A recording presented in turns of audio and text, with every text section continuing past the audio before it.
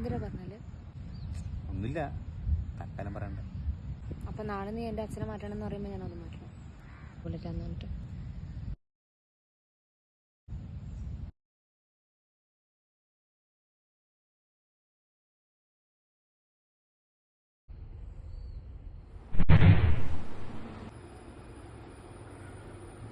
ആരാ ചായയാക്കിനി? മോളെന്താ മധുരം കുറച്ച് കൂടുതലാണ്, ഏനക്കൊക്കെ ഷുഗറും. അതല്ല ഓൾ അറിഞ്ഞു ചെയ്തോളൂ. പിന്നെന്തിപ്പാ തടിയും പെണ്ണൊന്നുമില്ല പോല. ഇതൊന്ന് വിൽക്കാൻ വെച്ചതാ. അല്ല, നിങ്ങൾക്ക് എന്താ ജോലി? ജോലിയാണ്, ജോലിയെല്ലാം ഉണ്ടെന്നാ നല്ല ജോലിയാണ്. എന്നാലും എന്ത് ജോലി എന്ന് പറഞ്ഞൂടെ? പിന്നെ ശ്രീധരത്തിന്റെ കാര്യം ഇത് ശ്രീധരൻ, ശ്രീധരത്തിന്റെ ആവശ്യം എന്നാലും പെണ്ണിന് ഞാൻ എന്തെങ്കിലും കൊടുക്കൂലേ?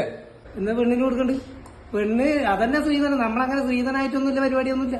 ശ്രീധനം ഇല്ലാതെ ഒന്നും ഞാൻ കഴിക്കാൻ എന്റെ ചെക്കനെ കഴിക്കാൻ വിടൂല. അന്റെ മോളെ പഠിപ്പിച്ച് ഇത്രയാക്കി ഇതന്നെ നമ്മളെ പഠിപ്പിച്ചിന് എന്തെന്ന് എന്റെ ചെക്കന്റെ വയ്യ നടക്കാൻ വേണ്ടിട്ട്.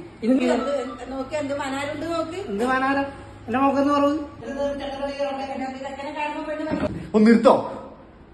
കുറെ സമയായി. ഞാൻ ഇവിടെ വന്നതേ ഇവിടെ കല്യാണം കഴിക്കാനാണ്. ഇത് നിങ്ങളെ കച്ചവടത്തിന് വേണ്ടിട്ടല്ല.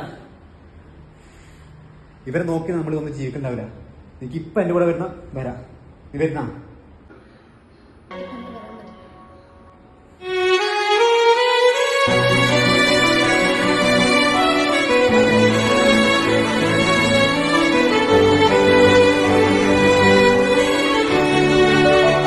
ഇതെന്നെ എന്റെ തീരുമാനം.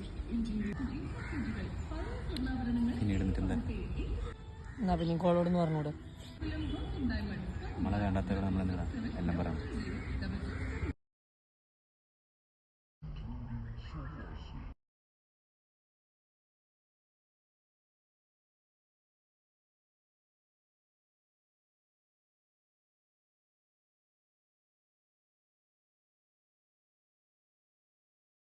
ഒന്നും മിണ്ടാണ്ട് പറയാണ്ട് പോവാനേ. എന്നെ വിളിച്ചു വരാത്ത ആൾക്കാർ എന്ത് പറയാൻ? പിന്നെ അങ്ങനെ ഒരു സിറ്റുവേഷൻ അച്ഛനമ്മനെ ഒറ്റക്കാക്കിയിട്ട് കയറാൻ പറ്റുമോ? എനിക്കാവോ? ഞാൻ വരും. ഇപ്പൊ ഞാൻ ഒറ്റയ്ക്കുള്ളൂ. പോയിരുന്നു. അതിന് ഒരു ടിക്കറ്റ് അല്ലേ എടുത്തു?